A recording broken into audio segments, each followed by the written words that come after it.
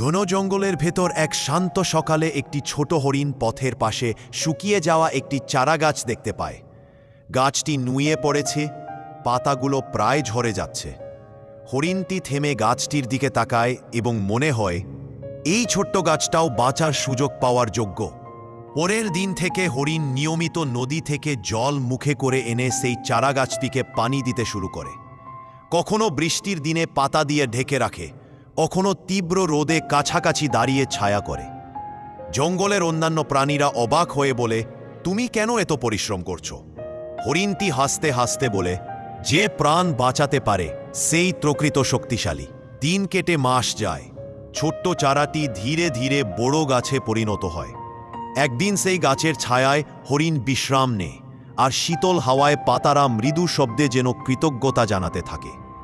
হরিণটি মাথা তুলে গাছের দিকে তাকায়, তোমায় বাঁচাতে চেয়েছিলাম, আর তুমি আজ আমাকে আশ্রয় দিলে। প্রকৃতি যেন শেখায়, যত্ন দিলে জীবন ফিরে প্রতিদান দিতেই জানে।